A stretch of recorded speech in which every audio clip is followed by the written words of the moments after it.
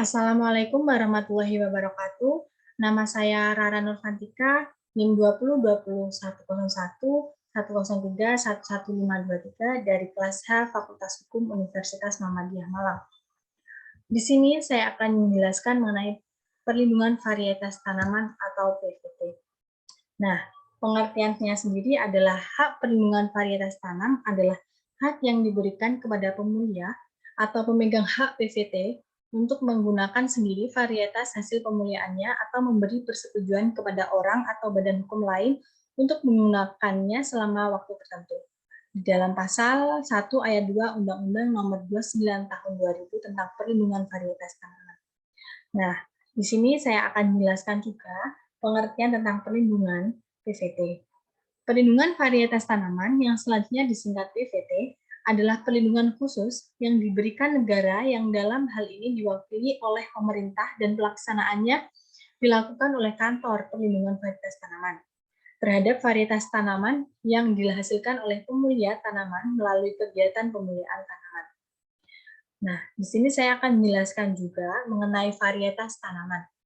Varietas tanaman yang selanjutnya disebut dengan varietas adalah sekelompok tanaman dari suatu jenis atau spesies yang ditandai oleh bentuk tanaman, pertumbuhan tanaman, daun, buah, bunga, biji, dan ekspresi karakteristik genotipe atau kombinasi genotip yang dapat membedakan dari jenis atau spesies yang sama oleh sekurang-kurangnya satu sifat yang menentukan dan apabila diperbanyak tidak mengalami perubahan. Di sini saya akan menambahkan juga sedikit pengertian dari varietas hasil pemuliaan adalah varietas yang dihasilkan dari kegiatan pemuliaan tanaman. Pemuliaan tanaman adalah rangkaian kegiatan penelitian dan pengujian atau kegiatan penemuan dan pengembangan suatu varietas, sesuatu dengan metode baku untuk menghasilkan varietas baru dan mempertahankan kemurnian benih varietas yang dihasilkan. Yang kedua, saya akan menjelaskan mengenai pemegang hak PVT. Sesuai dengan pasal 5 Undang-Undang PVT, pemegang hak PVT adalah pemulia atau orang atau badan hukum atau pihak lain yang menerima lebih lanjut hak PVT dari pemegang hak PVT sebelumnya. Jika suatu varietas dihasilkan berdasarkan perjanjian kerja, maka pihak yang memberikan pekerjaan itu adalah pemegang hak PVT, kecuali diperjanjikan lain antara kedua pihak dengan tidak merugikan hak pemulia. Jika suatu varietas dihasilkan berdasarkan pesanan, maka pihak yang memberikan pesanan itu menjadi pemegang hak PVT, kecuali diperjanjikan lain antara kedua pihak dengan tidak mengurangi hak pemulia. Yang ketiga, saya akan menjelaskan mengenai hak dan kewajiban pemegang PVT. Hak untuk menggunakan varietas tersebut meliputi kegiatan 1.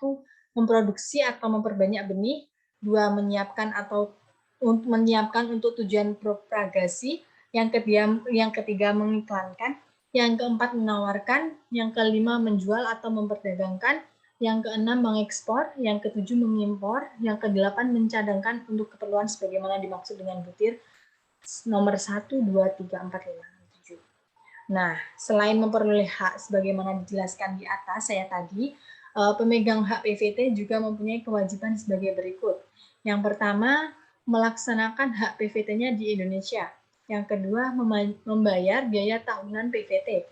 Yang ketiga, menyediakan dan menunjukkan contoh benih varietas yang telah mendapatkan hak PVT di Indonesia. Pemulia yang menghasilkan varietas mempunyai dua hak, yaitu hak ekonomi dan hak moral. Secara ekonomi, sesuai dengan pasal 8 Undang-Undang PVT, pemulia yang menghasilkan varietas berhak memperoleh timbalan yang layak dengan memperhatikan manfaat ekonomi yang diperoleh dari varietas tersebut. Secara moral,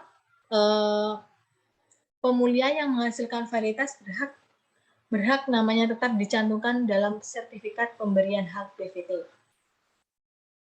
Yang terakhir saya akan jelaskan mengenai strategi perlindungan dari PVT.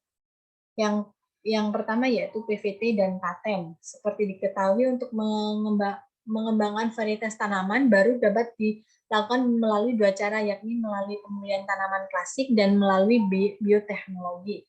Misal rekayasa genetika, varietas tanaman yang dihasilkan dari rekayasa genetika dilindungi dengan PVT. Namun, proses atau metode untuk menghasilkan varietas baru dapat dilindungi dengan paten sepanjang persyaratan itu dipenuhi. Yang kedua, saya akan menjelaskan dengan perlindungan, pendaftaran, dan pelepasan varietas tanaman.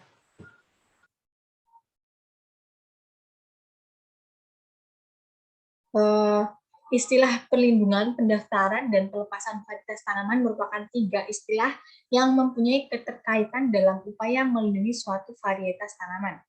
Perlindungan varietas tanaman atau PVT, seperti telah dijelaskan saya tadi, adalah hak yang diberikan kepada pemulia atau pemegang hak PVT untuk menggunakan sedikit varietas hasil pemuliaannya atau memberi persetujuan kepada orang atau badan hukum lain untuk menggunakan selama waktu tertentu yang tercantum